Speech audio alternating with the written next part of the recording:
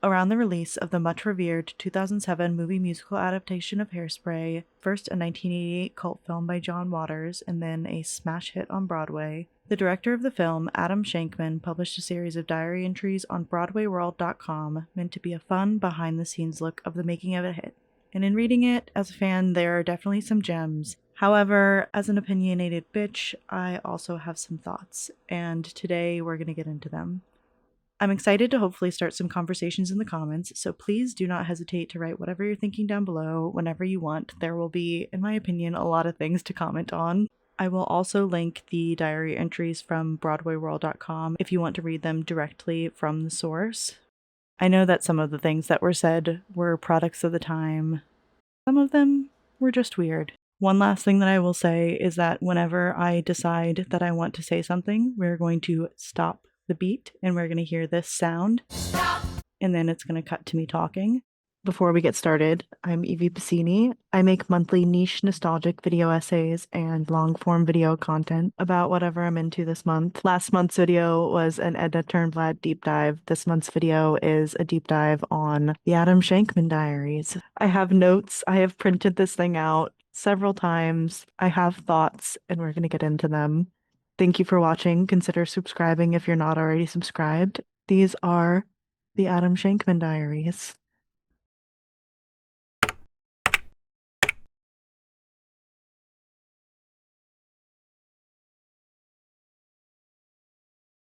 Entry number 1, meeting on the job.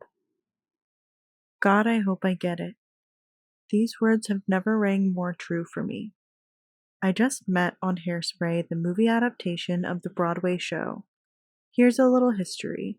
I met Mark Shaman and Scott Whitman in 1988, the year, weirdly, that the John Waters classic was released. Mark was playing piano for the Broadway show Harlem Nocturne, a revue. Scott was directing shows at Danceteria and some cabaret acts. I was waiting tables at El Rio Grande, a restaurant on 3rd Avenue between 37th and 38th. We met through Mark Sendroff, Mark and Scott's attorney, who also was a business associate of my dad's. I was around, just starting my film directing career, weird, when they were asked to write the score to the Broadway adaptation. I was jealous. I went to the tryouts in Seattle. It was mind-blowing. I was seething with admiration and jealousy. I just wanted to be a part of this. I'm a reasonably thin Jew who somehow always feels like a fat girl who wants to dance. Stop.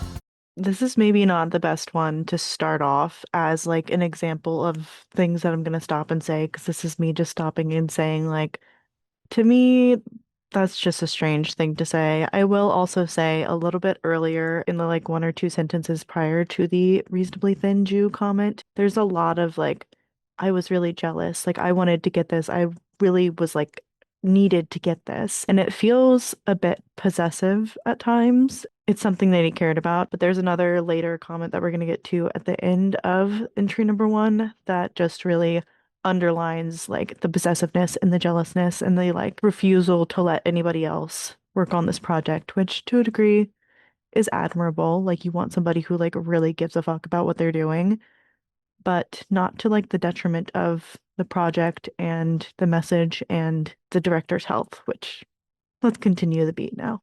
I've randomly decided that my choreographic specialty is dance from the 60s just because I was born in the 60s. Convenient. I'm one of the 4 director choreographers that I know of who works in Hollywood. They are all colleagues and friends. Kenny Ortega, Rob Marshall, Ann Fletcher, and me. I don't think that the others are available, so I should get it, right? I just keep telling myself that. I told Craig Zadan and Neil Meron, the producers, how passionate I was, on top of which they are aware of my relationship with Mark and Scott and Leslie Dixon, whom they had hired to adapt the script. I told the studio and the producers and the studio execs, including Mark Kaufman, who worked on the play, how I didn't want to play the message, just the characters. Stop.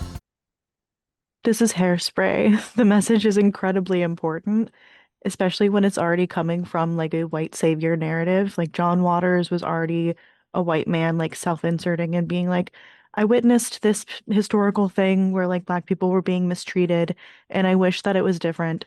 So this is me like inserting a character that's able to do something and advocate and change the world for the people of color rather than the people of color really being like the ones pushing the plot along.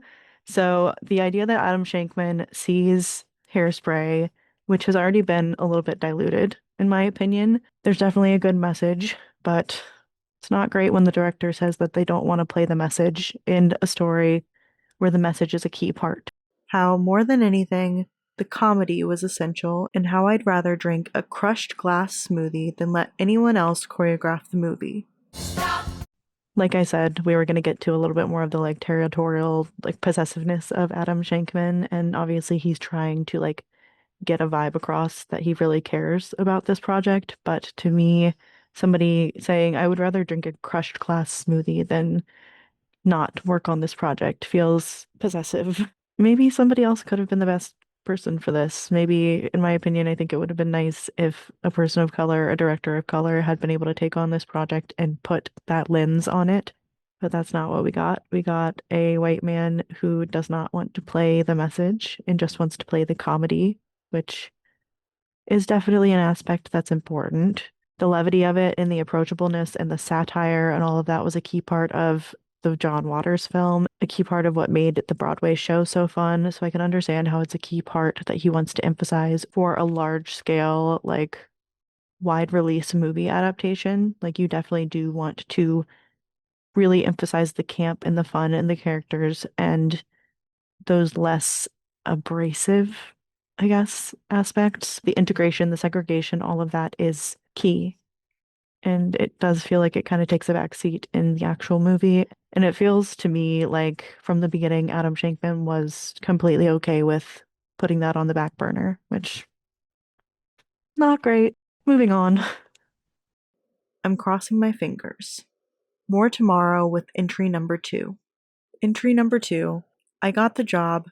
Tell the world. September 29th. Oh my God. I got the job.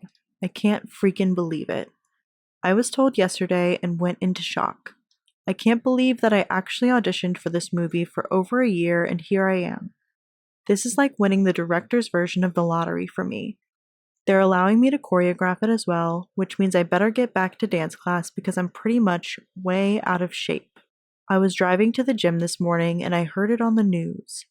The radios were announcing that I got the job.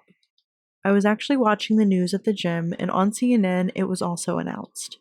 Why is this stuff such a big deal? I guess this stuff is just all beyond me. Okay, mister, I'm gonna drink a crush class smoothie if I don't get this job. Who is now like, wait, what? Why does anybody care? Like, this is not even that big of a deal. Humble king. A lot of this isn't even like a criticism or worth stopping for, but I already stopped for something else. So I want to say this. To me, this feels very written after the fact. I feel like Broadway World was like, hey, can you do a little like guest spot and post some promotional behind the scenes content to like promote the movie? And Adam was like, I got this, and went into his like fanfic writing mode. Maybe I'm completely off base. I don't know. Like, I don't believe that this is how he felt in the moment. And there are a lot of times where the timeline of him writing this doesn't really make sense. It feels like it was all kind of written after the fact, and it's supposed to be written as things are happening. I just don't believe it. And that's okay. I don't have to believe it. This is something that took place like 20 years ago, and it doesn't matter, but it's the kind of niche, nostalgic stuff that I'm into talking about, so. This is going to be the greatest time of my life, and I'm going to make a firm commitment right now to enjoy every day of this and remember every single moment of this experience. I'm living my dream come true. Mark and Scott called me. I can't believe we're all going to be working together like this. My parents are proud beyond words. My sister, who is my producing partner, can't believe how excited we are. I literally just can't wait to get started. One of the first things I did when I found out that I had gotten the job was to reach out and try to get John Waters' email address and phone number. I was in Baltimore at the time, producing the movie Step Up, and I knew that he lived in Baltimore, so I thought it was appropriate to reach out. I was such a dork. I believe that I texted him, Dear Mr. Waters, my name is Adam Shankman, and I don't know if you know me or not, but I was hired to direct Hairspray, blah blah blah. Who knows what I said after that, but soon after, I can't believe it, I got an email back from him saying, "Let's have lunch tomorrow and rowdy congratulations." This is honestly just my dream. I would love to meet and have lunch with John Waters, and I love that he was so responsive and receptive. Manifesting meeting him one day. Maybe I'll work on a project where it'll make sense. Rowdy congratulations also just I can 1000% hear John Waters saying that. My heart sunk. I went into a panic. I was terrified. In the world of Hairspray, John Waters is God, the creator of all things, Yahweh, numero uno, big cheese, the highest hairdo on the block. So I ended up going to lunch at a lovely restaurant in Baltimore with Mr. Waters, who was so sweet to me I was actually beside myself. After telling me that he had told the creative team behind the Broadway show to not do anything that he did in his movie, but to do their own thing, which he said he told them, and I am now saying to you, you have to do your own thing. The story is only good when it's told that way. After scooping my job off the floor, John threw me in his car and took me on a tour of Highlandtown, where he shot most of the original movie. I couldn't believe the amazing formed stone, the painted screens, and one after another hair salons lining the street. Apparently, time had stopped in the area. It was beautifully preserved, and I etched it in my mind forever. I knew what the movie had to look like as soon as I was in the area because it had to be true to what John had started. More tomorrow with entry number 3. Entry number 3, Mark and Scott and the music. So, nightmare averted. When I went through all the music in the show and what was currently included in the script, I realized that I was going to have to make some tough decisions about the music. It all seems very lose-lose to me. Will Mark and Scott hate me? My decisions are all based on storytelling. The scariest one to approach them all about is Mama, I'm a Big Girl Now. It's a fan favorite and one of my favorites too, but I can't get past the idea that it emotionally links Tracy and Penny to Amber and equally vilifies Edna and Belma. This is a moment where I really disagree with Adam and I disagree with his reasoning. Mama, I'm a Big Girl Now is one of my favorite songs of Hairspray, and one of the things that I love about it, and this is just me, feel free to let me know in the comments what you think, if you like the song, if you don't. I feel like it's kind of a polarizing one. To me, the fact that it connects the three teens and kind of like levels everybody out on the same level playing field, I love it. Like that is humanizing. That is what musicals and like media and movies and all of that are about. It's not about like Amber is this like irredeemable, inhuman demon that like couldn't possibly relate. Like they're all just teenage girls. Yes, Amber is a shitty, like mean girl, racist teenage girl, but she's still a teenage girl and she's still dealing with the same problems. It's just saying that they're all teenage girls and that they all have like these baseline growing up problems and fights with their mothers. Why would you not want these characters to connect to each other on like a human level? I just think it's so unproductive and so like shitty when directors, writers, whatever, act like the like mean girl character has to be this like irredeemable, crazy, mean demon. Like that's not the world. Like even shitty, mean, bully people are still like typically a human being that has human being problems that you can relate to. Amber is the really mean girl in school that tries to make Tracy's life miserable, and she's also the star of the Corny Collins Show. She's not really malicious, she's just really bratty. There's no doubts in her mind that she should get everything. All this, and I'd have to shoot it like the movie version of Telephone Hour. One other thing, it doesn't further the plot. I'm truly depressed because I love the song, but honestly it lifts right out of the script. I wish I could find a way to give Tracy the 11 o'clock number. Anyways, wonder of wonders. Mark and Scott agreed. The words, thank God, don't really sum it up. I'm probably going to get rid of Big Dollhouse too. It's Cab Calloway and doesn't match the 60s sound we are living in. Nothing to add. I just don't like Big Dollhouse that much either, so I'm okay with it getting cut. The guys always said they just needed a song like that to open Act 2. I'm still not sure about jail either. Movie reality wouldn't allow for Link to get past all of the guards you would have to see and break her out in some realistic way.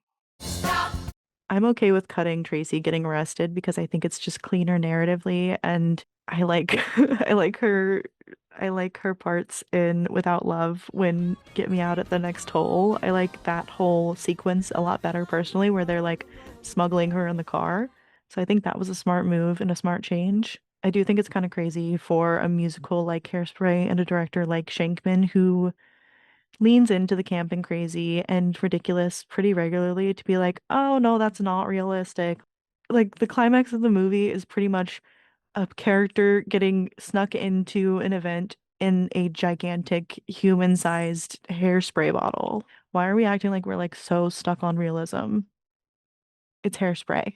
I do think it's an interesting concept to explore the like movie reality versus theater reality, even like blockbuster movie reality in 2007 versus like campy niche John Waters movie that's not supposed to make sense reality in 1988. I agree with his actions. I don't necessarily know if I agree with his reasoning. It wouldn't have been so crazy and out of the movie reality to have Link sneak Tracy out, but I'm also okay with the fact that he didn't have to, because I don't particularly like the jail sequence either. That's the spot for a Tracy ballad. How the hell am I going to shoot without love? Here goes, here goes. More tomorrow with entry number 4.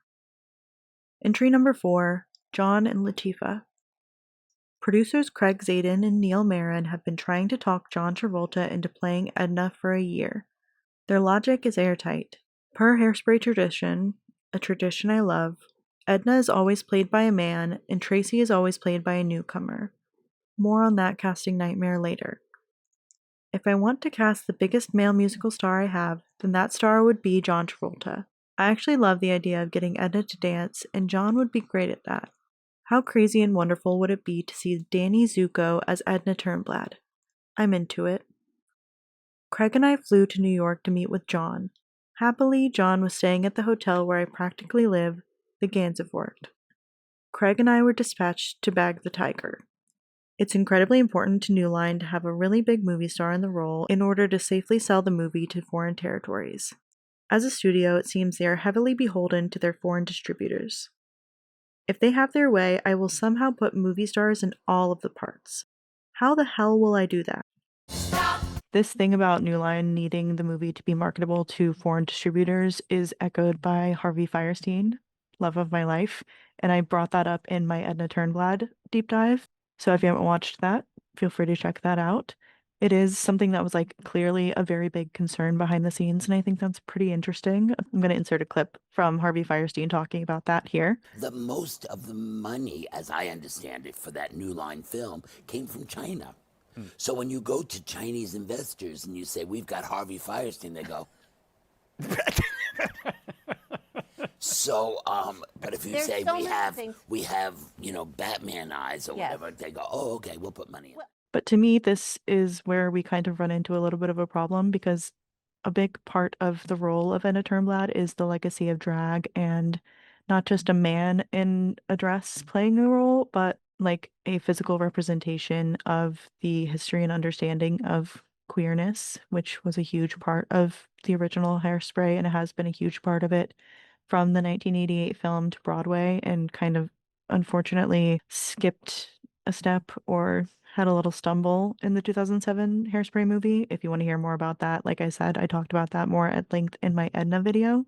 But yeah, this isn't about like continuing the legacy. It's about making money and casting the most marketable star in the role to basically ensure that the movie is going to be a success, which it is important to ensure that you're making money when so much money and work is going into a movie. Just disappointing that money is prioritized so much in movies that like have an important message in history and something to say and somebody to move. A lot of that I feel like gets lost and like diluted in trying to make money. Boo capitalism. Musicals just aren't guarantees. So we met at Ono. John is so nice. We ended up having a great time, and I had forgotten that he started as a Broadway chorus boy. This is everything that's important to me. I want genuine song and dance people in the movie. People that are passionate about the furthering of this genre, so special to me. It turns out that John is that guy. We talked a lot about Edna. What is in the head and heart of a woman who hasn't left her house in years? I haven't left this house since 1951. It's 1962. What is her physical relationship with Wilbur? He loved it. He wanted to dance a lot. He wanted to sing a lot. He wanted most of all to be a special wife and mother. Have I got a part for you? Latifah was a bit easier. Maybelle is a one-woman NAACP, so is Latifah. I don't love that, honestly. Just feels so, reductive. Feels like he's just like, all right, well, she vouches for the fact that, this movie has something to say or, somebody behind it that is of value politically. Just feels so... It's like, I hired a black woman that, cares about these things, so that means, my work here is done. This perfectly plays into the whole not wanting to play the message thing. He doesn't want to take responsibility for the important things that he needs to talk about in order to direct this film. He just wants it to be taken care of and he wants it to be represented. Allegedly, this is just my opinion. I'm not saying that 100%, but it feels like he is kind of offloading the pressure and the burden of all of the important civil rights aspects to this to the black characters and the black actors and being like, they know what they're talking about, so. Craig and Neil did Chicago with her, and I did Bringing Down the House with her. She trusted the team. She also knew that she had great numbers.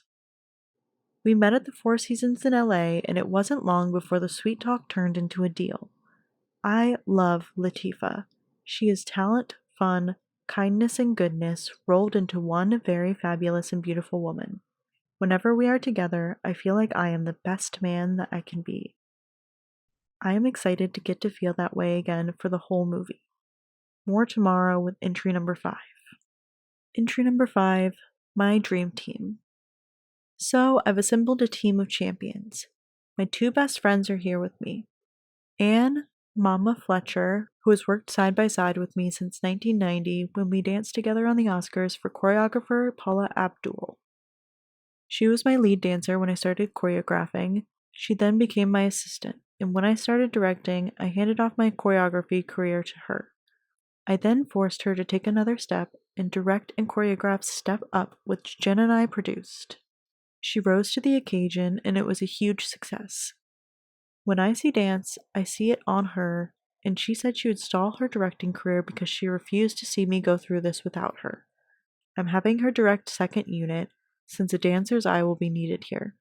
Next up, Garrett Grant, my executive producer, line producer, UPM, and all-around partner in crime. Initially, the studio refused to hire him for reasons unknown, but after I pleaded my case, needing someone there by my side every day that knew me and could manage all of the actors and crew, they relented. Phew. It's nice to have people around you that know you and work well with you, but there is a certain point where if you're just surrounding yourself, and it seems like Adam Shankman kind of did, surrounded himself with a bubble of yes men to a degree, people who had worked with him in the past and kind of wouldn't push back against him. I think that there is possibly something not beneficial in that, and I don't know if it gives the vibe that the entire most of the major crew members were part of Shankman's inner crew, and maybe that's not end of sentence. Next, the rest of my choreography team. Joey Pizzi, who assisted on Chicago and Dreamgirls, Jamal Sims, who helped on Step Up as well as choreographing a bazillion things including Usher's videos and tours, and finally Zach Woodley, whose dance career contained one of Madonna's tours and helped us on Stuck on You and Step Up. It was a choreography power team. I knew that once we started, we would basically become a rehearsal factory. I needed to assign each character and group a separate person since we would all be rehearsing at the same time in different rooms with me running between all of them. It's going to be like the MGM Freed unit all the way. I mean, some good movies came out of that, but MGM was not necessarily known for their stellar treatment of their stars. Judy Garland doesn't have good stories about MGM. Many others maybe don't either, so maybe that's not something that we want to evoke, but I get the vibe. I get what he's saying. Just I don't want to work at a factory. I think most people like being treated like a person, not a machine. I started day one with Nicest Kids. I'm not sure why, but it was the first real dance number, so I guess that explains it. I had it done in pretty much half a day. What's up with that?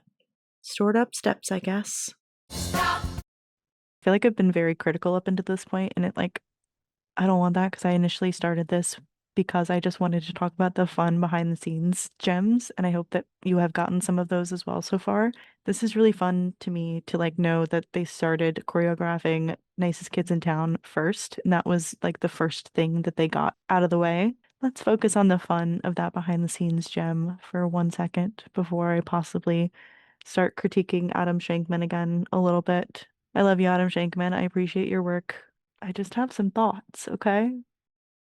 More tomorrow with entry number 6. Entry number 6, Michelma von Tussle. So now that I've secured John Travolta and Queen Latifah to play respectively Edna and Maybelle, I'm moving on to Velma, the villain of the piece. The character is a beauty queen, stuck in time, resistant to change, unwilling to allow anyone of difference on the Corny Collins Show or even come close to competing with her daughter Amber von Tussle to play Miss Teenage Hairspray in the finale. My immediate thoughts were of Michelle Pfeiffer. I thought of Michelle because of her unbelievably delicious turn as Selena Kyle and Catwoman in Batman Returns. She embraced her wickedness completely, emotionally, physically, and comically, and I remembered loving the performance and thinking how committed and daring it was. Also on her side was the fact that she had sung, starring in Grease 2. Imagine, Grease 1 and Grease 2 together for the first time, not even in a boxed set. I mean, I guess that's nice, but that has nothing to do with Hairspray. I don't know, it's nostalgia for a completely separate franchise. There is, I guess I'm saying this as I'm realizing this as I'm saying this. I believe Hairspray is a play on Grease. But in my notes, I'm like, okay, that's cute, but that has nothing to do with Hairspray. I guess it maybe kind of does, but still, the idea that he is nostalgia cash grabbing for a completely different franchise is just and the random nostalgia money grab doesn't feel John Waters-y at all, which I guess John Waters did say do your own thing. So I guess if his own thing is wanting to get fans of Grease in the theaters, then I guess he did it because I think people really did enjoy that aspect. That's just me being judgy, I guess. Moving on. And had sung also in the Fabulous Baker Boys. I knew that she was physically daring because of her work as Catwoman, and besides that, before she was an actress, she was a beauty queen contestant and knew what it was like to be in that world, and to be judged solely on your beauty, and to be ensconced in that every day of your life. We sent her the script. Much to my surprise and glee, she asked to have a meeting. Craig, Zadan, and I went up to San Francisco to go meet her before she went off to London to film a movie called Stardust, which she was about to begin shooting. Our movie would follow immediately. Michelle hadn't shot a movie in a long time, so I knew that this was a long shot because she considered herself at this point in her life a real family woman and she wanted to stay home with her husband and kids. We met her in Palo Alto where she was doing her costume fitting.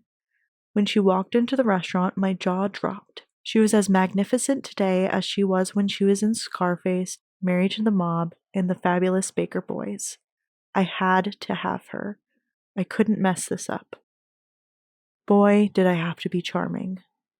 The first thing she said when we sat down was, "Oh my God, what's wrong with your arm?" I looked down and there are massive bruises all over my forearm from being on a location scout and falling down a flight of stairs in Toronto. I said, "Let's put it this way. It was a great night." She laughed. I think I had her. She wanted me to explain why it was that I thought of her for this part. I explained it, and she liked it, and a smile went on her face when she thought of her turn as Catwoman. She apparently really enjoyed playing the character. I told her how great it would be to see her sing and dance again. Craig and I convinced her that this was going to be a Class A project and that it would really benefit from having her in there. Not to mention, the underlying theme is for all anti-racists, and even though she was the villain, she would be in an ensemble cast for a movie that is truly about something that is still a problem in our world today. I don't like the selective playing of the message like as a selling point to an actor, because he's specifically to the execs and the people who are like his bosses and like shelling out the money. He's like, I'm not playing the message. But then when it comes to getting an actress hired, he's like, this is going to be the future. We are going to tell such an important anti-racist activist story. And it just feels a little bit insincere to me that he's using the politics of Hairspray when it benefits him and casting them to the side when it's more profitable to not play the message. Just wishy-washy, not a fan of that energy. I do understand there's a delicate balance with like producing a high budget adaptation or like an original story, even just like a story about these themes. The original 1988 film was great because it was like a Trojan horse of sorts and like it didn't slap you in the face with the message. There's a balance, and there are times where it feels like Adam Shankman is serving the money and the capitalist interests rather than the message and the impact that the story can make. She left to think about it. 2 days later, I got a call that the movie was calling to her. She was in. I got my Michelma, and I don't know what I must have done in a past life to get so many good people signing up for the movie, but it was coming true. New Line was getting their star-studded cast. More tomorrow with entry number 7. Entry number 7, 1100 Tracy's. So the search for Tracy begins. David Rubin and Richard Hicks, my casting directors, have sent out a breakdown and posted on the internet that we are holding an open call, basically all over the world, at least in all English-speaking countries. This is going to be an interesting adventure to find this girl who needs to possess the following qualities. 1. Obviously, she must be 17. I don't want to 90210 this kind of casting, meaning I'd really like to find a girl who is at the very most under 21 to play Tracy. I really want the teenagers to be real teenagers. That's very important to me because I want everybody to feel the honesty of Tracy's plight. I do really love and respect the emphasis that Adam Shankman put on age-appropriate casting. That is something that I think is really important in media in general. For certain things, I think there are certain things like really sensitive topics that it might be better for at least somebody with their brain mostly formed to play. But for something like this, fun, meant to be a newcomer role, I think getting somebody young and skewing the dancers and the ensemble to be a lot younger serves the story pretty positively. Good job, Adam Shankman. Ricky Lake was that age, and I think my new Tracy needs to be the same. 2, she needs to be really pretty. I want audiences to really root for her when Link leans in to give her the kiss. I want that to be as believable as possible. I could do without him talking about, like, this is realistically how directors and casting directors probably talk, but like, she's not a regular fat person, she's a hot fat person. In the process of researching for my Edna Turnblad video, I found some pretty iffy clips of Adam Shankman talking about like fat suits and bigger people, like kind of making a joke. He was like, sorry, let me just talk shit for a second. Not talk shit. He was talking about Hairspray 2 and like the possibility of directing a sequel. And he was like, there's a big appetite for it. Appetite being the operative word. I love that there is energy and appetite for it. That's really cool. Appetite being an operative word. Rock and roll. Haha, fat people eating food. That's funny. It's hard because the marketing of Hairspray has always had kind of weird fat jokes throughout. This is just the politics of fat phobia and Hairspray. I'm off track now. Let's move on. I didn't love the idea that he's like, she needs to be a pretty fat person so that people believe that Link would like her, because otherwise Can't be ugly and fat. 3.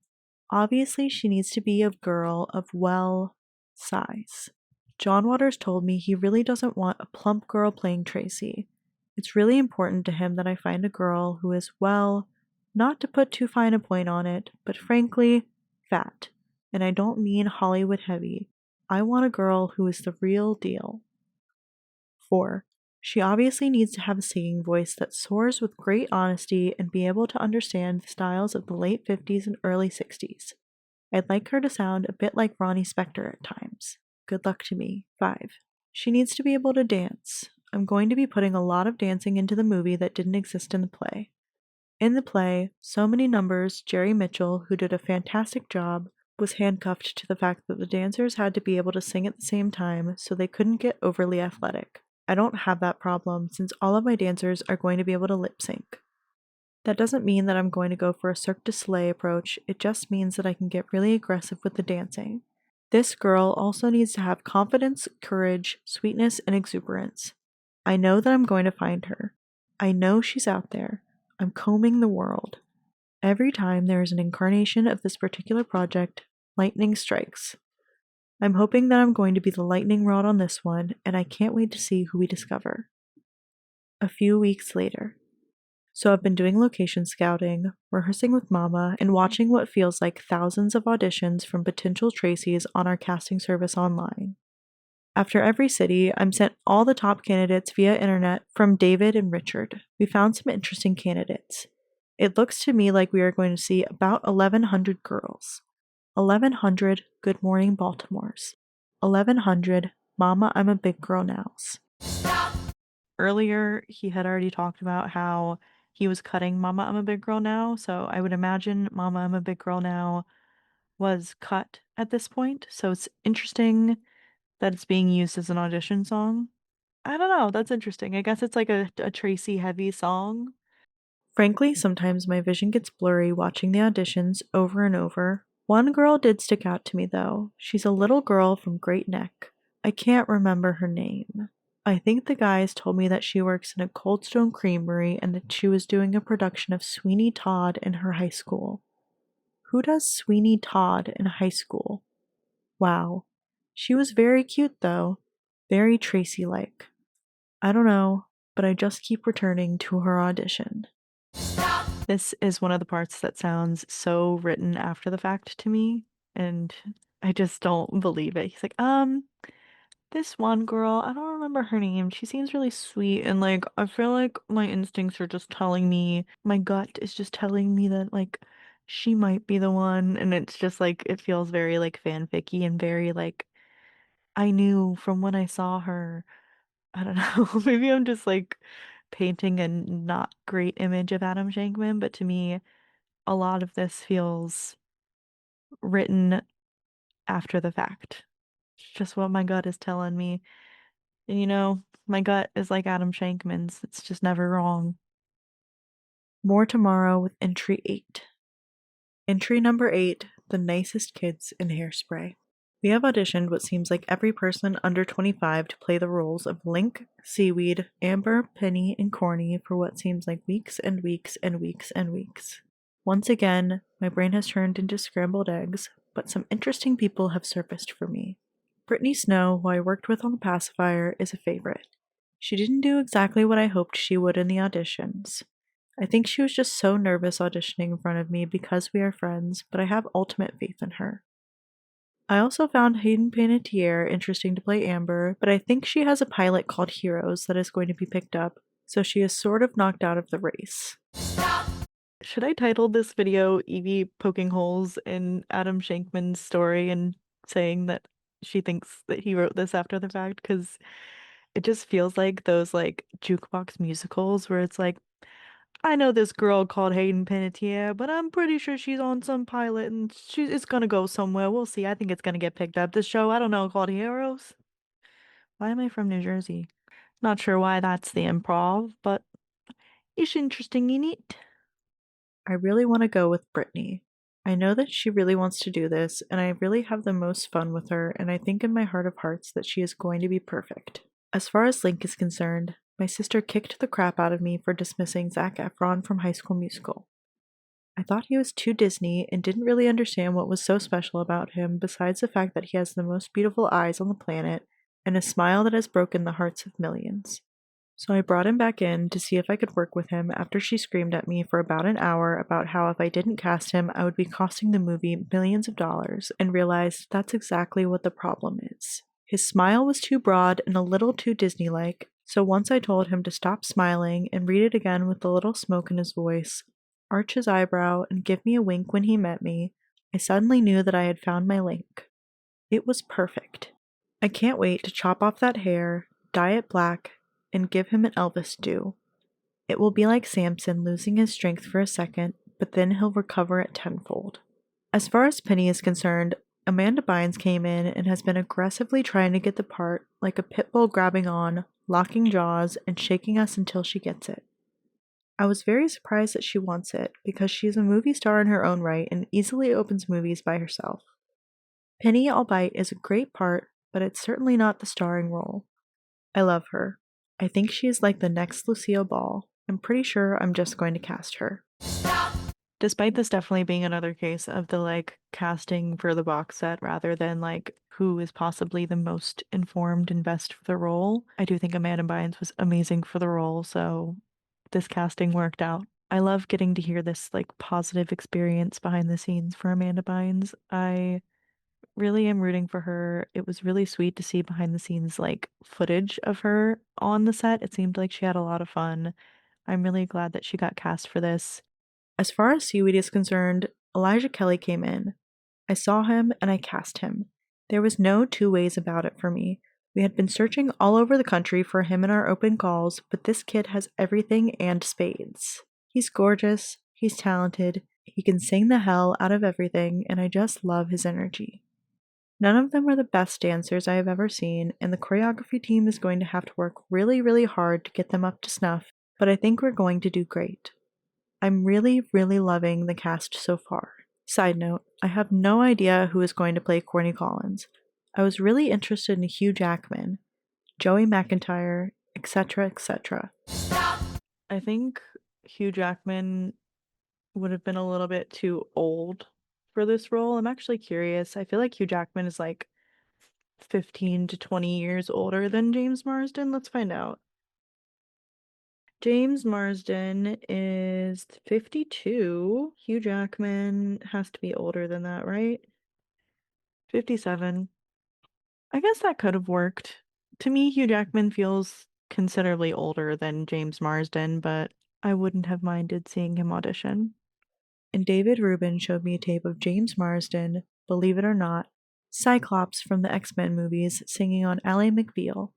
He was at the end of the line, and it felt like the greatest discovery of all.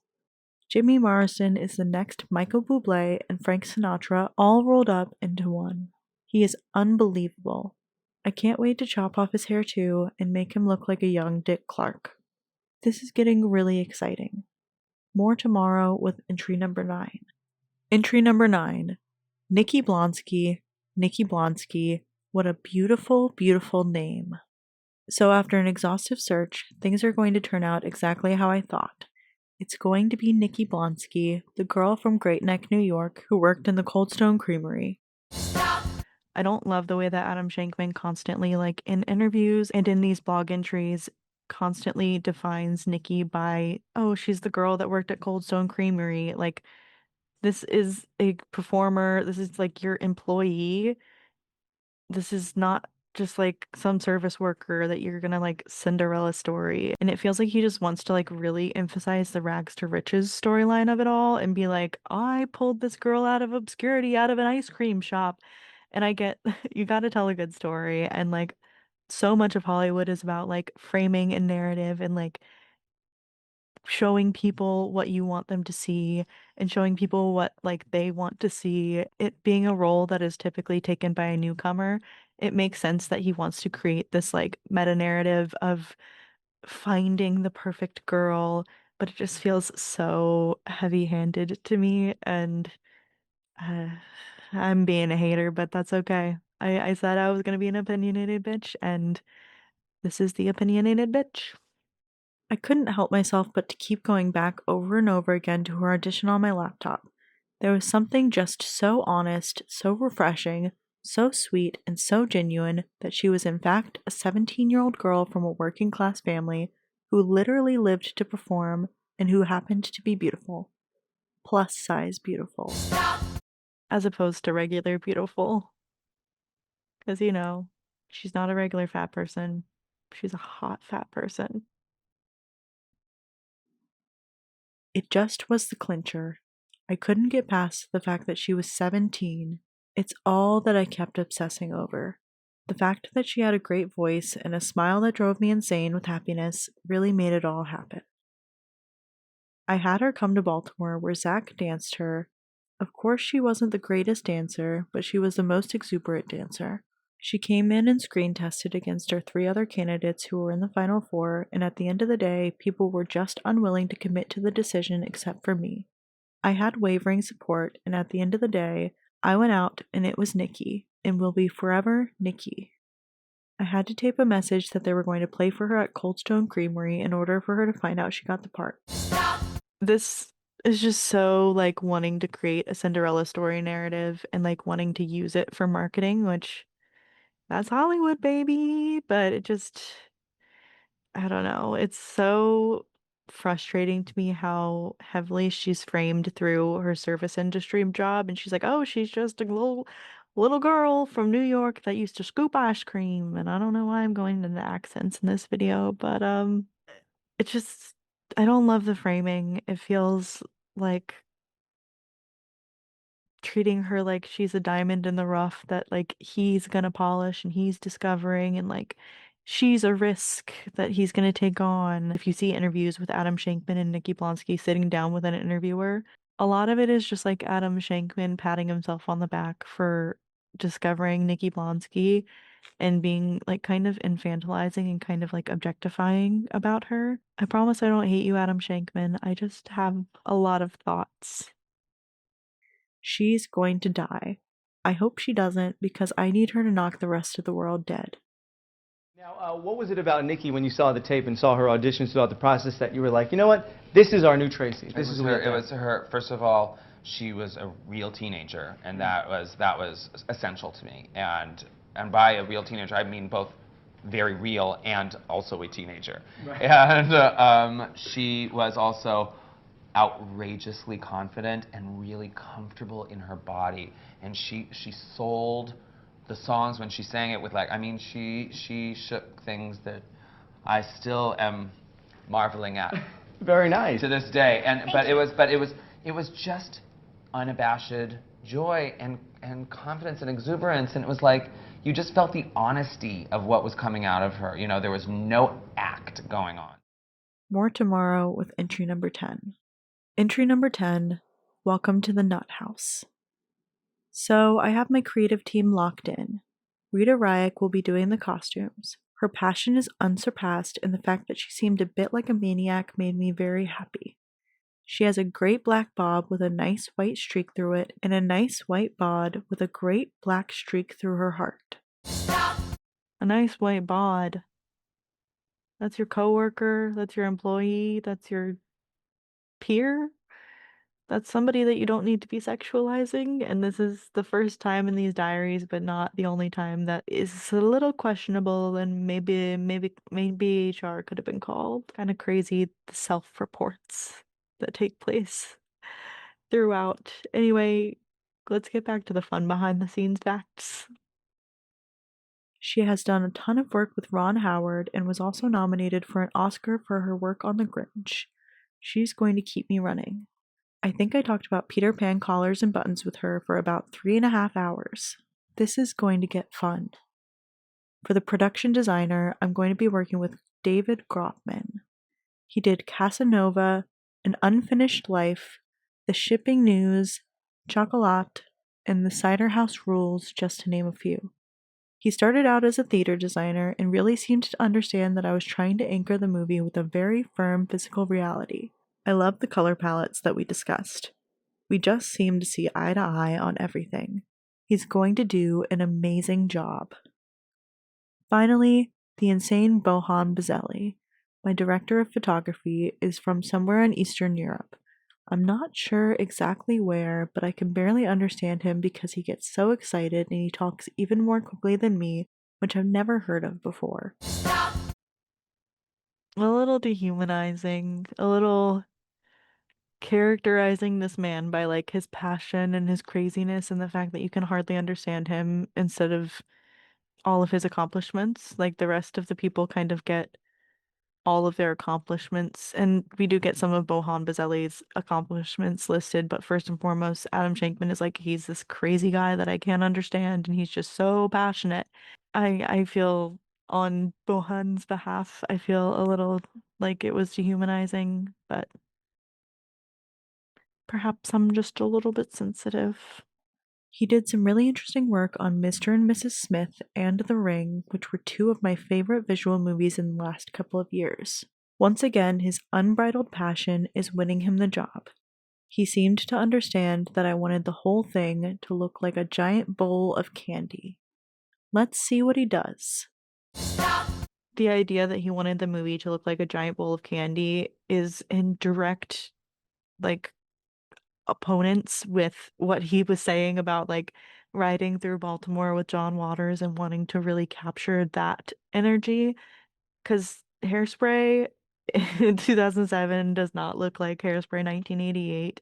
It does not look like Baltimore, really, in my opinion. Like, I lived around Baltimore and went into Baltimore pretty regularly for several years. It looks like a dressed up Toronto, which that's what it is. It doesn't capture the energy of Baltimore, and also a bowl of candy and downtown Baltimore do not hold the same visual energy at all. So it feels like he's kind of abandoning what he was saying about, oh, John Waters is God. Like I don't want to change his God's image, and I really want to like stay within the energy that the first 1988 film created and the aesthetic that like I was seeing on this beautiful drive with John Waters. It just feels like now he's like, actually, I want it to be really pretty and colorful.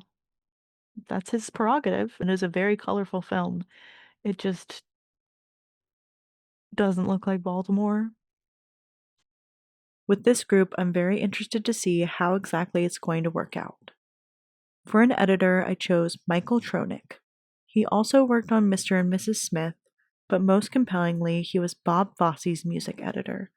I think he's really going to understand what I'm trying to do, and certainly he's worked with music enhanced with the greatest director of the film musical possibly to ever live.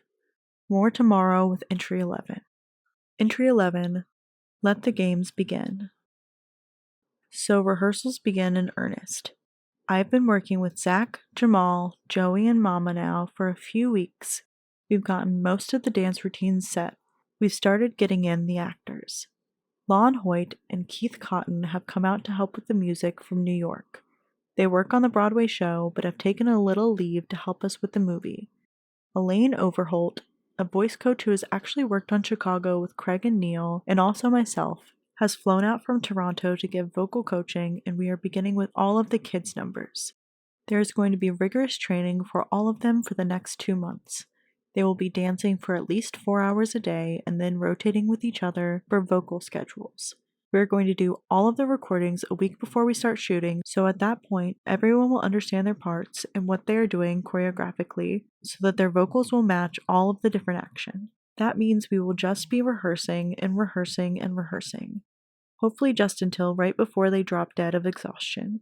I have a feeling that nobody really knows what they are getting into. None of the lead cast are professional dancers, but they can all move really well. It's going to be a really interesting challenge. Nikki, more than anybody, I believe, might be a little shell-shocked with this kind of training. I don't believe that she has ever really been out of New York before, and now we have moved her to Los Angeles to begin all of this rehearsal. It's become rather clear that she is going to need a little bit more work on the dancing than we had thought. Simple weight changes are even difficult for her. We are going to assign her to Zach Woodley. He's going to be her dance point person, spending most of the time in a small studio working with her. One of the other things that have become very clear is that none of the dancers understand the period movement. None of them have been exposed to it. None of them have studied it. And why should they have? They're a bunch of teenagers, just teaching things like the pony, the twist, and the mashed potato. All of this movement is wholly unfamiliar to them, and it is taking them a little bit more time than I thought to get. But get it they will. If they don't, I'm toast. I'm pretty much in love with all of them as people. Zach is as sweet as can be. He's very much just a sweet kid from California who happens to have a face that looks like it was drawn by Michelangelo, if Michelangelo did anime. Elijah is no veteran of musical theater. That's for sure. He's brash and bold, more urban, and I'm about to kick the musical crap out of him. How are you going to be like, Zac Efron is just a sweetie little guy, and I love him, and he's so pretty, and then next be like, Elijah Kelly is urban, and I'm going to kick the musical crap out of him. Urban, first of all, is coded language often used in like Hollywood and other environments to like mask racism and mask like bias against Black people. So the idea that he's like, oh, he's brash and urban and just like I need to like kick him into shape feels like a microaggression at the very least. I just don't love the idea that like what he's saying is like I need to beat the urban out of this like Black actor and get him in line, and it's just weird, and I feel like I'm making my discomfort with the language clear, but also just doesn't play into the soul of Hairspray. Like the point is not to like kick, especially like seaweed, into line to like dance and act exactly the way you want and like be styled exactly the way that you want.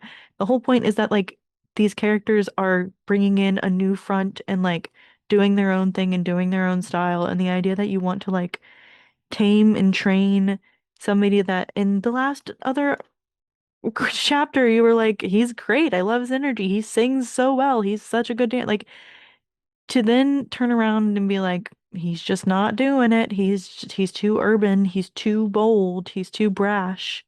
I just don't get it. It's weird. Brittany Snow just lives to prove herself to me, which I think is so sweet because she did such a good job on the movie that we filmed together. I still think it's funny that she is playing Amber. She's the least wicked person of all of us. Amanda is just a force of joy in the room, and she is so happy to be here. She is more famous than all of us and is just happy to be throwing herself into this project 1,000,000%. It really is a great group, and I am blessed. God, just let them be good in the movie. More tomorrow with entry number 12. Entry number 12, Good Morning Toronto. Well, it's happened. I've moved my entire life once again back to Toronto. I've always liked Canada, but I really do miss my house. At least the dogs are going to be up here with me. Jake and Sierra are keeping me company in the middle of all this mayhem. The choreographers have all moved as well. We're shooting back at Showline Studios, and I'm familiar with it because we shot The Pacifier there. We have the whole place to build, the inside of the Turnblad residence, Prudy Pingleton's basement, the entire exterior of the Turnblad house, the backyard setting for Timeless to Me, and various other sets. We are going to be using practical locations for the school. We've divided them up into two because school is still in session, but we did find a fantastic school with brilliant architecture from the period. The architect happened to have built two schools, one of which is being closed down. So while school is in session, we are using one, and while school is out of session, we'll be using the other one. The interiors we will be shooting in Hamilton, which is an hour outside of the city. This is also where we are going to stage most of the march for I Know Where I've Been. David Grotman has been doing one of the most extraordinary jobs I have ever seen in my entire life. It's really unbelievable how much design he is doing simply by finding us perfect locations. He showed me a 3-block area that is going to be transformed into Highland Town, where Tracy is going to be doing most of Good Morning Baltimore, where Mr. Pinky's will be. That will also be where we play the exterior for Welcome to the 60s. What freaks me out is that we are going to have to shut down 60 businesses and 3 very busy city blocks for 10 days. What in God's name have we paid in order to get them to agree to do this? Rita's costume shop is bustling. I walked in and almost fainted. Thousands upon thousands of cardigan sweaters, pencil pants, and the likes were being loaded in from months of shopping in thrift stores, going through costume houses, and from my favorite area where the new costumes are being made. There is a giant mold of John Travolta's body that they are building Edna's costumes on. It's a 300-pound, massive headless lady draped in sequins right now, simply plopped into the middle of the room. There are hundreds of yards of plaids, shantung, sequins, bolts of fabric for Corny Collins coats, which I want to be very shark skinny, and everything that you can possibly imagine. She actually seems a bit like a pig in shit right now to me. The sound stages are getting prepped and ready. The mirrors are being rolled in, and I am just looking around in awe that all of this is being prepared for me to put into motion. I'm moving into my house. It's this bizarre, gothic, 3-story monstrosity that makes me terribly uncomfortable to go in because it's too big for me, but I need a place that has a nice backyard because of the dogs. I hope I'm getting it for not very much money because I had to take a pay cut on this job. God knows. The dogs will be happy because it has a big, giant brick wall enclosure, so they will be safe and sound, and I don't have to worry about them.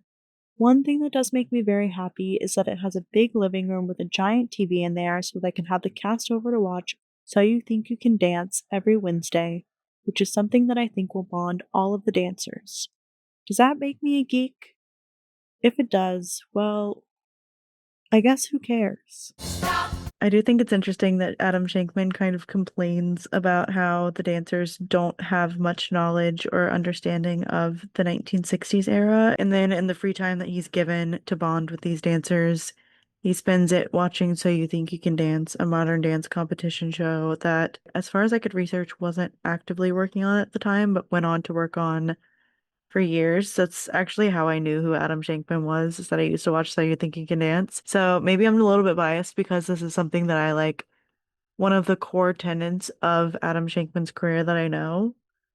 But to me, this feels a little self-serving and like self-centered to a degree to be like, everyone can come over to my house and we can watch this show rather than like, hey, let's watch some old 1960s dance movies. Let's watch some old Freed Unit era movies, for example, because he was wanting to evoke the feeling of the Freed Unit in this like era of historical American musicals. And then he's like, let's watch So You Think You Can Dance. He's poking at the dancers for not understanding the dance era better, but then not really doing anything to educate them in the free time that they're spending bonding together. I just know that this time spent with the dancers is going to be some of the happiest of my career. I'm going to Tony Baloney's now to get my favorite veal parmesan sandwich. Talk to you later. More tomorrow with entry 13. Entry 13. 2,200 dancers is a lot of dancers. After an exhaustive search, I think that we have found pretty much our top 150 plus dancers that we are going to be using in Hairspray. We auditioned in Los Angeles, New York, and Toronto, trying to hit everywhere we possibly could. It was an open call. We saw agent submissions and walk-ins off the street during the open call. Oddly enough, I have been really liking a lot of the walk-ins. I'm really very, very happy with the council kids that we have found. They look very young, Nikki's age. Age appropriate and clean scrubbed looking were obviously the most important qualities to me. I wanted them to be squeaky clean. I'm sure none of them are squeaky clean in real life, but then again, they are dancers.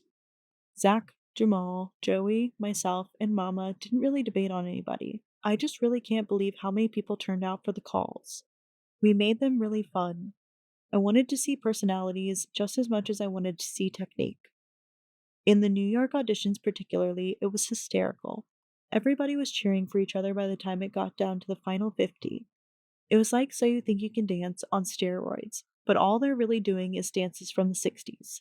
Casting the dancers is of utmost importance to me because they are actually the ones that I will be spending most of my time with ultimately. We are spending, I believe, 5 months together. That's a long time. I'm still marveling at the fact that we saw 2,200 dancers. That is a lot of dancers. In New York, the first dancer that I found that I knew was going to set the tone for every other one of the council kids was a guy named J.P. Ferrari. He was exactly that scrubbed look that I was looking for. Once I had found JP, I knew what all the rest of the council kids had to look like, how old they had to be, what their smiles had to look like, the twinkle in their eye, etc. My favorite piece of dancer casting was when I decided to cast twins for the female council members, Tiffany and Brooke Ingen. How funny would it be to have twins on the council? I'm going to use 20 council kids instead of 10 because 10 on screen wouldn't do very much, but 20 should do nicely. More tomorrow with entry number 14. Entry number 14. Dance 10, looks 10. They're here. Stillman 14. So all the dancers have arrived. The crew is here, my offices are set up, my house is unpacked, and it's time to rock and roll. We're starting with the Corny Collins Council, and we'll rehearse them for several weeks until we send them home.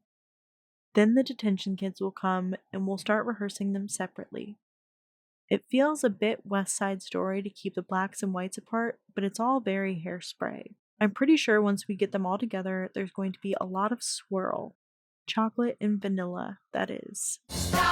This is a weirdly cutesy way for Adam Shankman to describe the practice of, like, racially segregating the cast of his movie, and there are obviously, like, logistical reasons why a lot of the times the black characters are being separated from the white characters, but to, like, kind of revel in it and cutesify it and chocolate and vanillify it just felt a little demeaning. And I would imagine, I obviously can't speak for the people of color who worked on this film like 20 years ago and how they felt, but I would imagine it probably didn't feel great to be, like, sectioned off from the director, the majority of the main cast.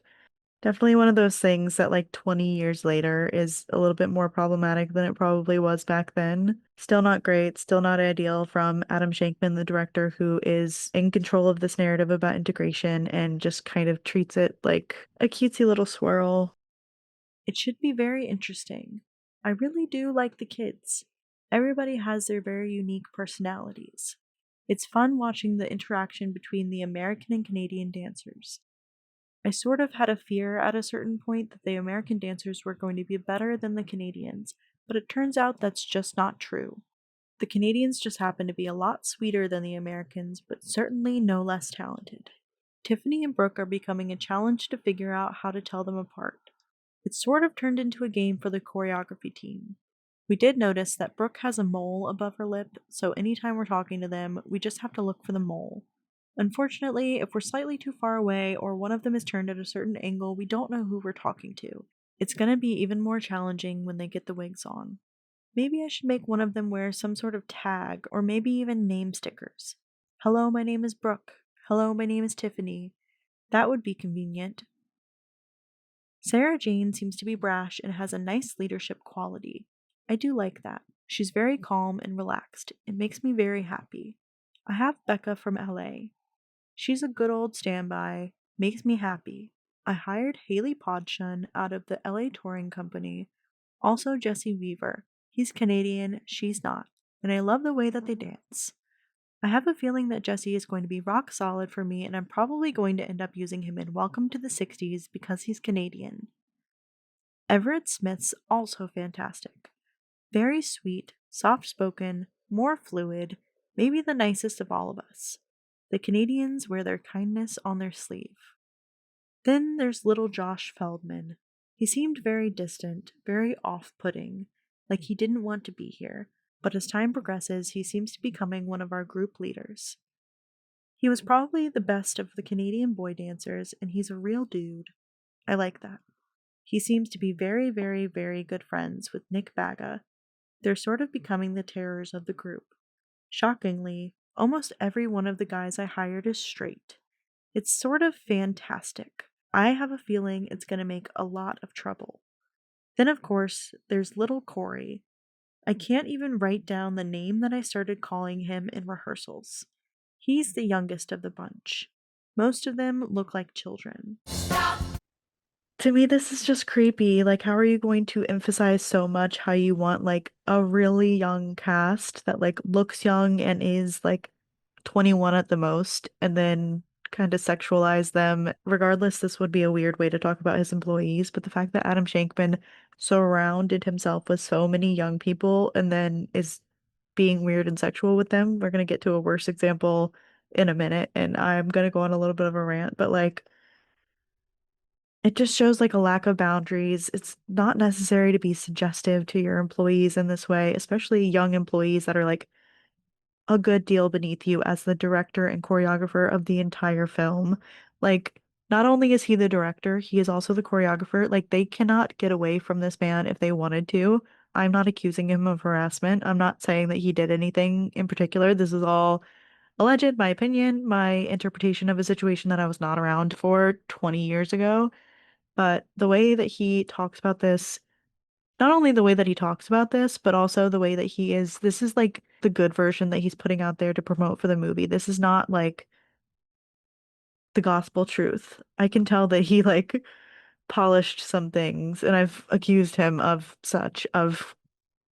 fanficking kind of and writing things in a way that like tells the story that he wants to tell. But like, why is the story that you want to tell you being unnecessarily suggestive and like not really having boundaries with your super young cast, your super young, like clean cut cast that you specifically hired to evoke a certain energy of youthfulness and innocence. And I can't even write down the name that I started calling him in rehearsals. He's the youngest of the bunch. Most of them look like children. So why are you being weird with them, Mr. Director Choreographer? Curtis Holbrook makes me so happy I want to kick him right in the face. He's like a little baby boy where you want to grab it and squeeze the cheeks until his head pops off. He makes me very happy and makes me laugh. Philip Spaeth is an unbelievable dancer. He and Curtis are our resident photographers. When they're not dancing, they're taking pictures of everything. I like that. It's going to make sure that we record everything that goes on in these rehearsals. Spencer Luff works so hard he exhausts me. I've never seen anybody dance so hard in my entire life. It's amazing. It's bar setting, actually. Brittany is having a great time keeping up with them. She and Sarah Jane seem to be clicking very well, which makes me very happy. I ultimately need to set her apart from the rest of the council kids. Her and Zach. Let's see if that works. The first dancer I cast was JP. He looks like he's 15 years old, but he has the personality of the guy you find at the end of the bar staring into an empty shot glass at the end of the night. Cigarette dangling from his lips, not speaking really any eligible words, but just a variety of syllables. That's just his personality, not his reality, I hope. The Canadians are making me really happy. There's Tabitha, who barely speaks and just has wide doe eyes. She has the quietest look in the world, so of course I'm going to give her the most guff possible. I continually accuse her of being a hardened drug addict with a webcam doing sex shows in order to make extra cash. That joke is definitely going to last throughout the entire production period. I told you that we were going to talk about a worse example of him sexualizing and like crossing boundaries with employees, and this to me is crazy. Like, this is one of the things that when reading this kind of recreationally before I decided to do this video, I read this and I was like, what? What the fuck?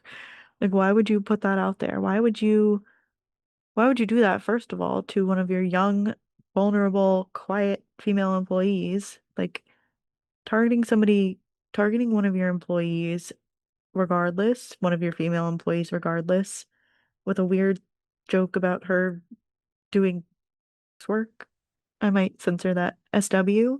Like, that would be weird regardless, but to be like this young girl on set who barely speaks and has like the quietest look in the world, so unassuming, doesn't seem to be like bringing on this energy at all. That's the girl I'm gonna target, and that's gonna be a joke for the rest of filming. Sorry, 1 second. Hello, HR? Can I report something that happened over 20 years ago on a movie that I didn't work on and have nothing to do with? No? Guess I just gotta rant about it on the internet. More tomorrow with entry number 15. Entry number 15. Welcome to the 60s. It's 4:30 a.m. Oi. Last night was one of the most exhausting shooting nights of my life. We had to conquer the entire last part of Welcome to the 60s, which included almost 100 dancers, with John and Nikki in the middle of the triangle. The day was so long because New Line invited what seemed like 100 foreign distributors who were totally unfamiliar with Hairspray since it hasn't toured Europe or the rest of the world save for one Norwegian production. Or was it Finnish? So they were trying to acquaint the rest of the world with what it is we're doing here. Everybody was half-dressed. We did a show and tell in a giant room near the Triangle on Dundas, right below Bloor, and the dancers were made up in costume with a little bit of hair and a little bit of makeup and a lot of looky-loos in the street. It was near sunset when we rehearsed over and over again. John was in mid-makeup, so Zach Woodley was dancing with Nikki, which makes me laugh. I'm trying the funny girl hairstyle on Nikki, the funny beehive with the rosettes. I like the idea that Tracy has a new do in this particular scene. Hell's bells, she gets a makeover. Edna gets a makeover, so why not change things up? After the crowds had left, or at least the invited crowds, we set up our 5 cameras, dollies, cranes, steadicams, you name it. Later, I'm going to add Sarucci fireworks at the end so that it has a real pop. The exteriors look like a downtrodden Baltimorean version of Las Vegas at the very end. I have no idea how I'm going to do that because there's no neon, but I'd say for the beauty shot, dare to dream, right? Tonight is John's first night actually dancing.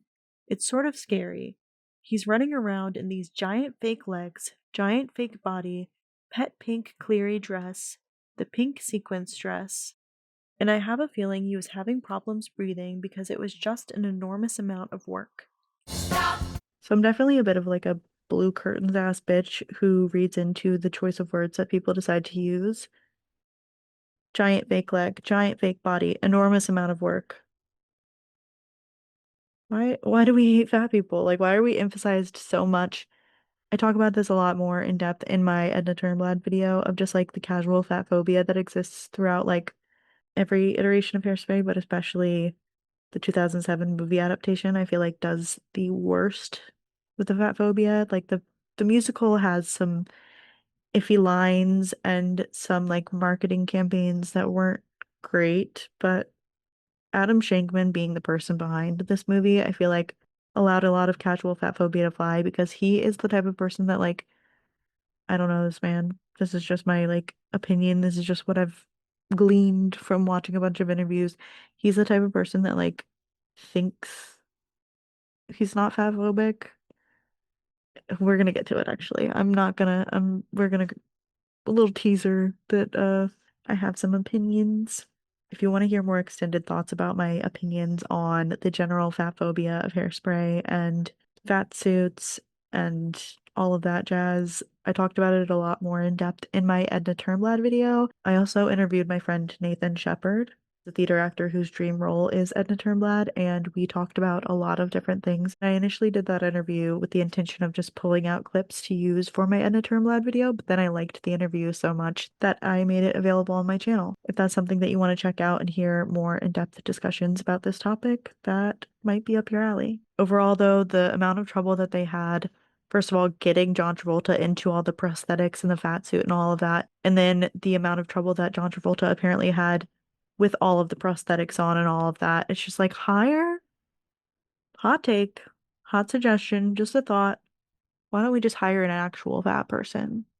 Like, it's not fucking Avatar. It's crazy to me the amount of prosthetics that were used to cover this man's entire body like it's fucking Avatar, like he's a fucking alien.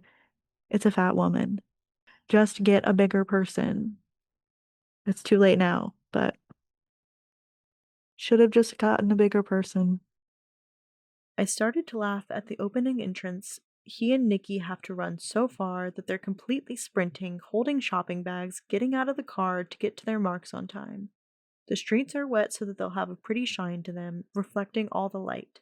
And we didn't even get to the tumbling pass until 5 o'clock in the morning.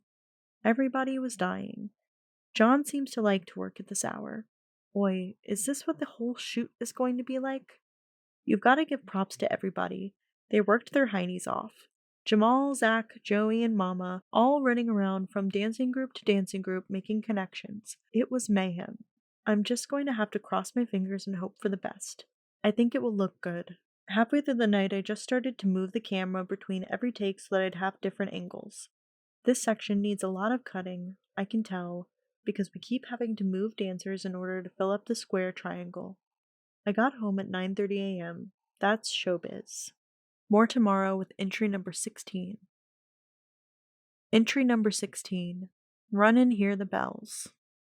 Two numbers that are cracking me up are I Can Hear the Bells and Run and Tell That, because they are literally taking 3.5 months to shoot. The reason? Location, location, location. Both songs actually shot their first shots on day 1 and 2 at the first school when you see the exterior because of the sunshine, and then are ending at Hamilton on the interior of the school, but they have little portions in the center. Tracy in the gymnasium, seaweed in the bus, that's all green screen, and then both end in the interior of the Hamilton school. Right now, I will list where each shot in I Can Hear the Bells was shot. The opening of I Can Hear the Bells was filmed on the last days of shooting in Hamilton, the teacher's lounge, then the nurse's office, and the bathroom on the last day, and finally the gymnasium. That was a nightmare. The school was called Lord's Lansdowne, and it was a nightmare. Every time that people ran or jumped on the floors, they shook and the cameras bounced. The gym was built on the second floor. I'm going to have to actually take the shake out in post-production. The interior of the car with Joey Pizzo, the driving instructor, was a shot we never actually thought we'd get. We did it at sunset outside of the sound stages mid-production. This shot makes me laugh because poor Nikki had to stand out in the freezing rain inside a lighted tent, but it was practically below zero as she sang to the boys combing their hair in the bathroom. They did a very funny outtake that I didn't expect where all the girls got outside with her, and as she was singing, they all creeped up into the window and made out with her. I think some of the boys might have little crushes on Nikki.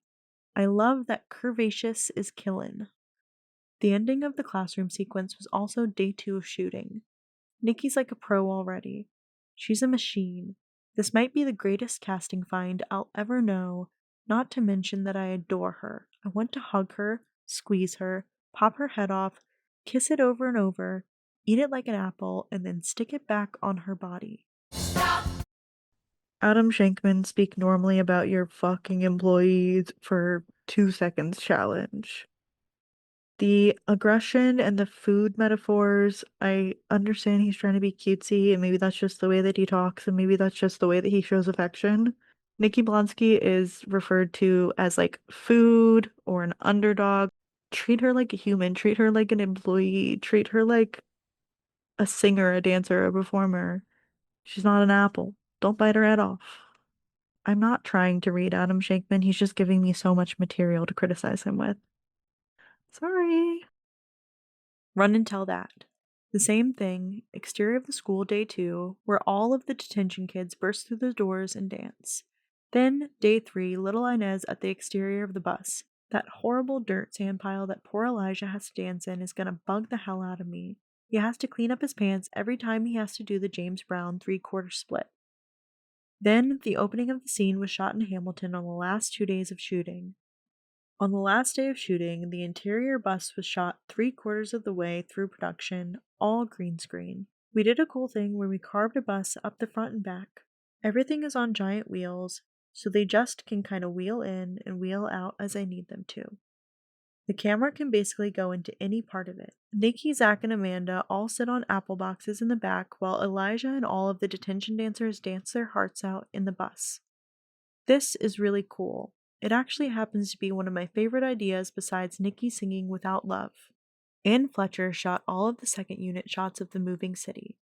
Thank God she saved me from that incredibly boring task. Just driving around the city, shooting from the right side and the left side. We can just lay the different parts of the city in later and the bus will look like it's moving. Then the last part of it took place outside of the exterior of what we're shooting as Maybelle's house. That was halfway through production. That was really irritating because people on the streets were taking pictures of us. Someone even was shooting us from an upstairs window and got all the kids in their costumes. I guess I'm just not going to be able to stop that sort of thing when we're shooting out in public. All in all, both numbers will have taken 3.5 months to shoot. How ridiculous. More tomorrow with entry number 17. Entry number 17, Timeless. Day 2, you're timeless to me. Timeless is going so well. I'm beside myself with glee.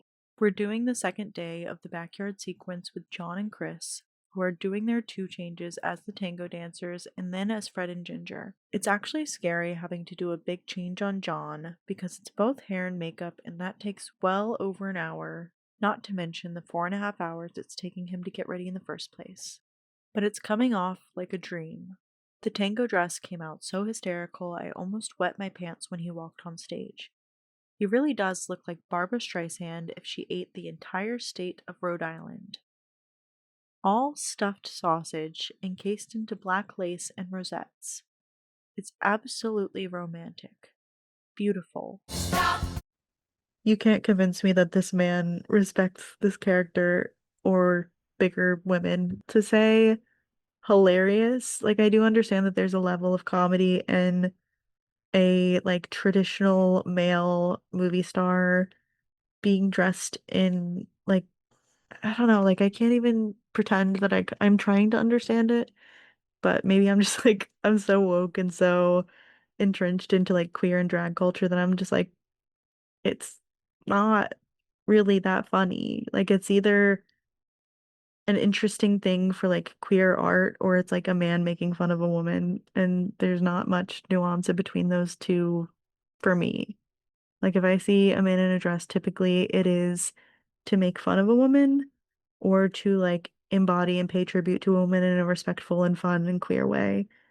And John Travolta and Adam Shankman's energy, especially Adam Shankman's energy, John Travolta really didn't do anything in this particular instance. He's just being observed and being made fun of for like looking like a stuffed sausage, which crazy thing to say about anyway.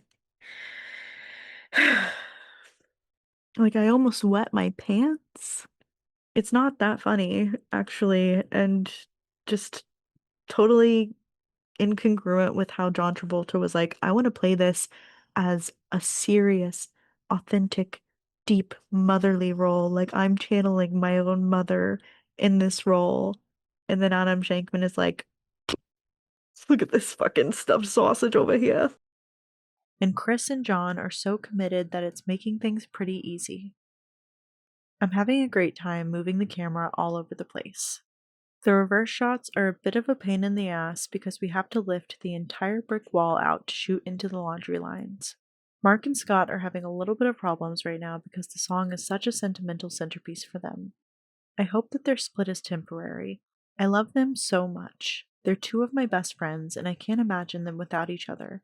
Frankly, they are timeless to each other. Like, this is one of the things where I have to believe that this was written after the fact and that, like, Mark and Scott had their little tiff during production, but by the time this was written and posted, they had already gotten back together. Because if I found out that my friend called out by name, spilled my tea about my relationship problems in their little diary entry for BroadwayWorld.com, crazy. Spill their tea, I guess. One of the things I'm finding curious is that we're having so few outtakes that are really funny because Chris and John are just so damn good and they know their choreography so well. How bizarre that this movie is going to have practically no gag reel. I mean, not that bizarre considering it's not like a slapstick comedy. To me, the idea that he is sitting here on set thinking about the DVD extras and like the bloopers instead of focusing on what is actively happening, don't love it. Like, you also wanted the MGM Freed unit vibes where it was like a factory and that everybody was like a well-oiled machine. And then you're like, wait, why are my like superstar actors not messing up and giving me a bunch of bloopers? Like, yeah, you hired John Travolta and Christopher Walken. They're well trained. They know what they're doing. They're not fucking around. I guess he just saw John Travolta as a man in a dress and was like, so this is gonna be like ha ha ha classic comedy, right? Like everyone's just gonna be pissing their pants laughing by just looking at this man dressed as a fat woman, right? I think that people are going to really love this sequence. I know I do. More to come on Monday. Entry number 18. I would kill to stop the beat. We've been shooting You Can't Stop the Beat for 9 days now. It's been the most grueling, harrowing shooting experience of my career, since a lot of what I've had to shoot I'm coming up with on the spot. Many of the placements, entrances, and extras were never actually written into the script, and I'm just trying to not let the actors know that I am making this stuff up as I go along. Oh my god, if they knew, it would be like sharks tasting blood in the water. They'd go for my throat. Nikki looks amazing in her black and white Mondrian dress, and I love the straight hair look on her. We did that as a little homage to the John Waters movie, but it's great because it's as if Tracy is looking and moving towards the future. The black and white is obviously a gross overstatement of what we are doing, mixing the black and white, but I love it because she graphically matches with the boys who I put in white dinner jackets and black ties with black pants. The rest of the girls look like a bunch of scoops of sherbet, and Brittany looks a bit like a pineapple, which is a good thing. Putting together It's Hairspray, Cooties, and You Can't Stop the Beat was literally terrifying for Danny, my first AD. It's funny because I told Mark and Scott and everybody at the beginning that I didn't think that It's Hairspray was ever actually going to be in the movie much because we would use it in the background to be setting up all the action of Tracy sneaking in. Yet, I ended up choreographing it. Sadly, in all of 15 minutes, and it ended up being some of my favorite choreography in the movie. It's just really funny and dorky. And Jimmy is so delicious that I want to kick him right in the nuts. Maybe I will. John's red sequins dress came out great. God, Rita has really done an amazing job on all of this. I can't wait to hear all of Mark's gigantic scoring on this, because we are just working to these really anemic tracks right now. One of the really fun things is that Ricky Lake is cameoing into this as one of the William Morris agents. We did a little research, and what we thought would be funny is if they were coming to cast Bye Bye Birdie, which was made the following year after Hairspray supposedly takes place, which is 1963. I think that's right, anyway. But I thought it would be really funny if the William Morris agents were coming to scout for who they thought would play Kim. I'm sure nobody on the planet will understand this, but it makes me laugh. Having Ricky around has been amazing. She and Nikki get along so well, and she just has the greatest energy and so much joy and support for the project. It's a bit of a circus around here with people coming and going.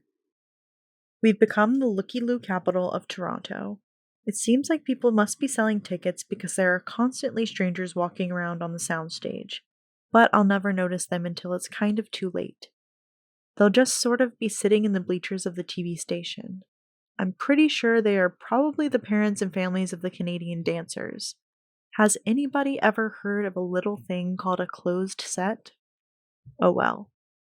It took 1 day to do It's Hairspray and then about 2 days to do Cooties, which is really where most of the action takes place. Only 2 of the days had all of the principals on set and in the same city. Michelle, Latifah, and Chris almost never worked together, and there are all of these shots of them looking at each other where the other person isn't actually there. That's what makes making movies fun. It's all the tricks. I thought Travolta was going to go down in the middle of You Can't Stop the Beat because he was giving it 1000% every take, and I saw this sort of massive timber moment happening where I was fairly certain that Edna was going to hit the ground and splatter like a giant red Play-Doh pancake. It would have been bad, but thankfully Mr. Travolta, being the pro that he is, pulled it off and finished the day. Stop. If I was John Travolta and I was busting my motherfucking ass to dance, and then I read this and I saw that the director was just like waiting for me to splat like a cartoon.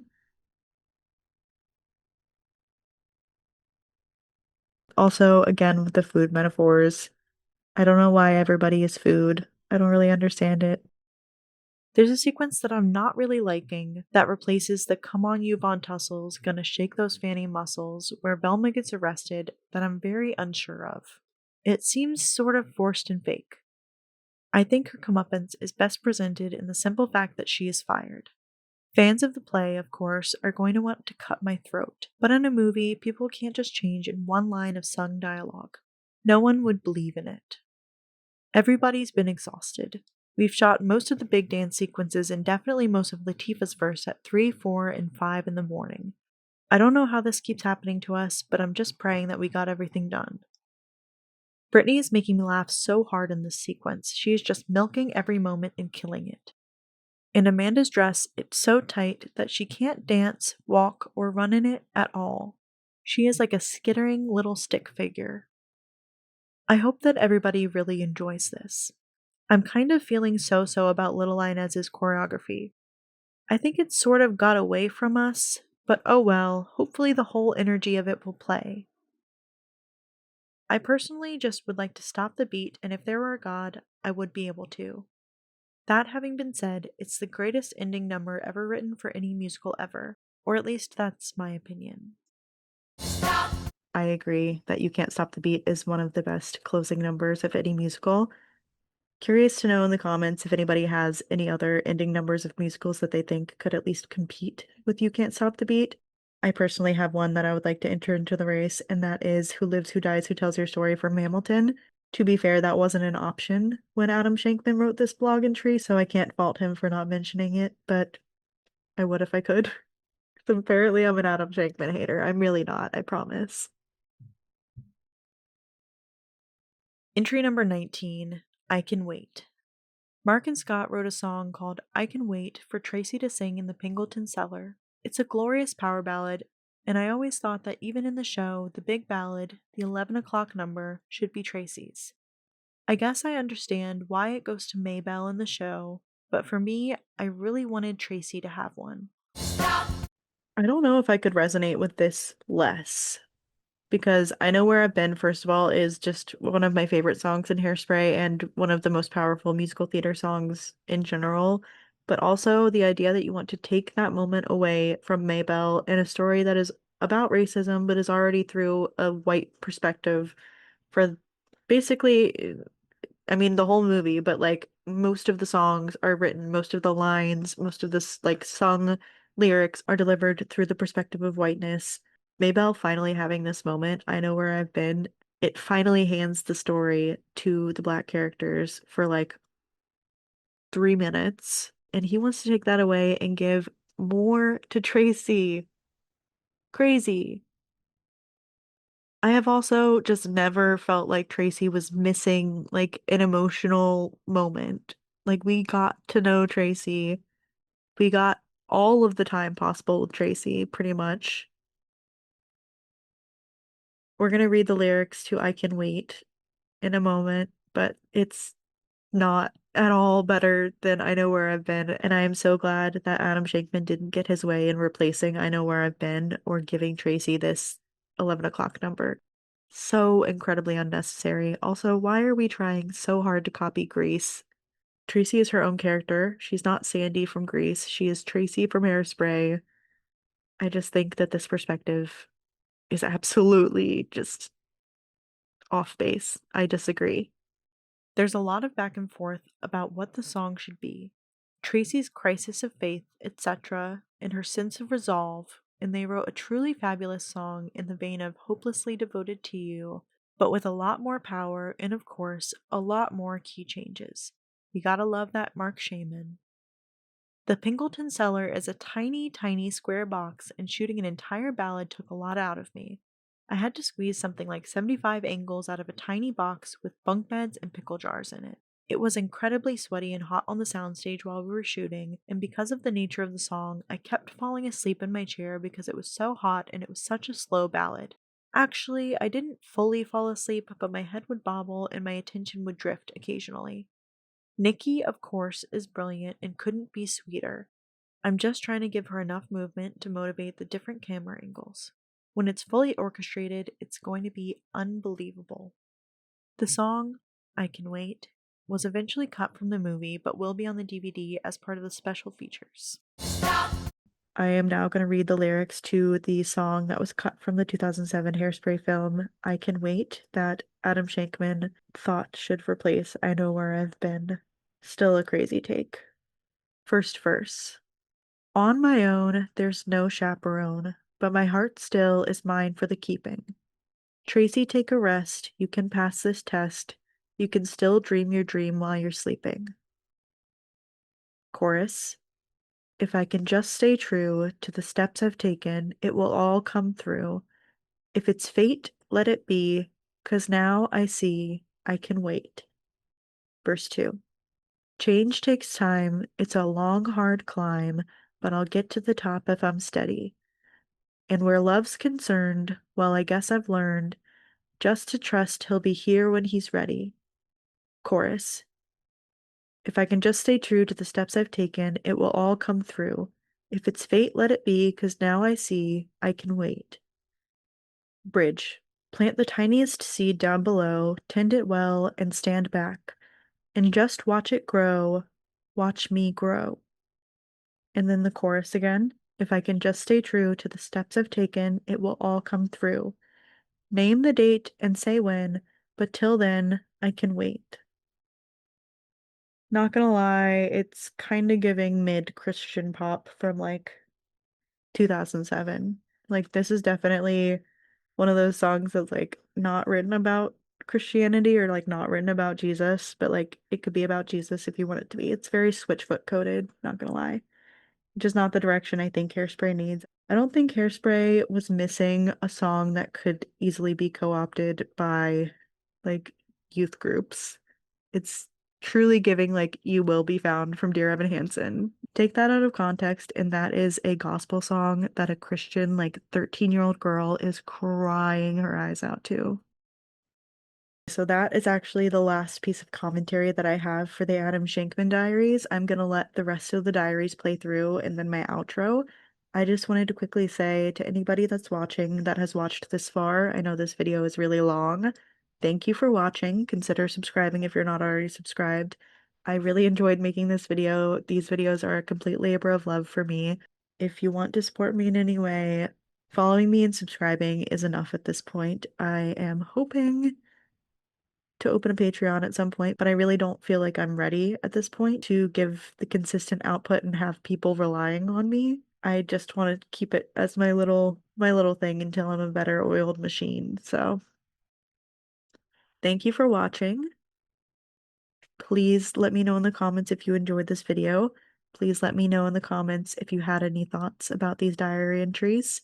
I just want to say there are absolutely little gems that I learned, and I hope that you also learned that I didn't necessarily directly react to or acknowledge, and that's not because I didn't enjoy the facts. Part of it is because this video is already really long, and part of it is because there's not that much interesting, honestly, and pausing and being like, that's a sweet fact.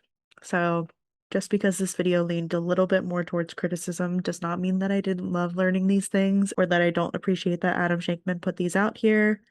I hope that you understand that, and I hope that we can bond over loving musicals and over loving analyzing niche, nerdy, nostalgic things from like 20 years ago. It's kind of my vibe. I hope you like it. Like I said, if you are, consider subscribing. We're gonna play out the rest of the video. No more commentary. Thank you for watching.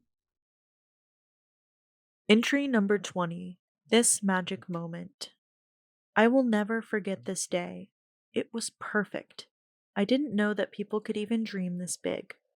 We've been working so hard to prepare for the table read-through with the entire cast and the detention kids and the council kids. A lot of the Maybell dancers are here too. I'm very nervous. Everybody from New Line is flying in. All of my executives. Obviously the producers are here. My sister is here. Thank God. I miss her so much. I just wish she had brought the kids so I could run around and play outside for a little bit. But the entire ensemble is looking at each other for the first time. John Travolta, Michelle Pfeiffer, Christopher Walken, Queen Latifah, James Marsden, who is turning out to be the funniest Corny Collins ever, Amanda, Zach, Elijah, and Nikki. The only one we're missing is Allison Janney, so a Canadian actor will be reading all of the parts that haven't been cast yet. Jerry Stiller is not here, which would be a boost to the rest of the cast, but oh well, such is life. We set up the tables in a long diagonal across from the rehearsal mirrors, then with bleachers on one side for all of the council kids and on the other side to hold all the detention kids. When we perform the numbers, the dancers will get up and perform to the tracks that Mark has already laid down. I thought I would be terrified, but instead it was one of the most emotional and beautiful days that I will probably ever know in my entire life. As I sat there, side by side with Garrett, my sister, Mark and Scott and everybody, I stared across the table at that cavalcade of stars, youngsters and adults, and watched them all become one gorgeous ensemble. At this point to date, everybody had just been rehearsing in a separate way. Hearing Chris Walken and John Travolta perform the scenes as husband and wife was a breathtaking emotional revelation, and when Latifah got up to sing I Know Where I've Been, the entire ensemble gasped as the detention kids and the Maybelle dancers stood up and began singing as her backup choir. No one expected it. I foolishly didn't realize that of course they would, since they all learned this song. I saw Michelle start to cry. How is it possible that I am actually directing and choreographing this entire production? That I have the awesome responsibility of bringing this to screen, based on the expectations of Mark and Scott, two of my best friends, Michael Lynn and Bob Shea, creators of the original movie and the Broadway play, Mark Kaufman, my executive, who is leaning on me to deliver in a way that is akin to having an anvil on my head. I guess this movie is just so bloody important to these people.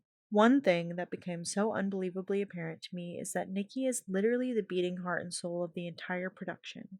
I saw the adult stars, all Oscar nominees and the like, study her and what her performance was like and realize that they all had to step up to her level. Imagine that. All of these monolithic stars looking at Nikki Blonsky, who 4 months earlier was scooping ice cream and nervous about starring in her high school play, who was now running circles around one of the most magnificent casts ever assembled. At the end, I sighed, thanked everybody, applauded and roared. Everybody stood. It was perfect. Then I walked into the bathroom, threw up, and started to cry. I think that was a good thing. I wonder if my life is going to change after this. On the other hand, life is always supposed to change, but so many people get to see and witness it in such a tangible way why it may change. At this point, I don't even care if it changes. I just sat through the greatest day I will ever know.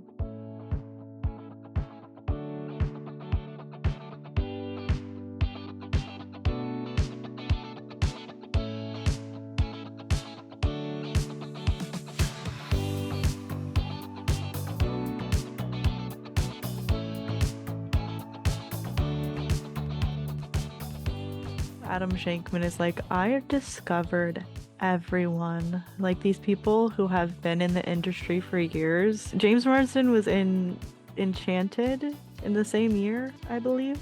He definitely was catapulted by roles like this, but it wasn't like nobody knew that he was a star. Nobody knew that he was like a good singer. I love you, Adam Shankman. I'm sorry if I'm coming off a little harsh, but you discovered everyone, and I'm very proud of you.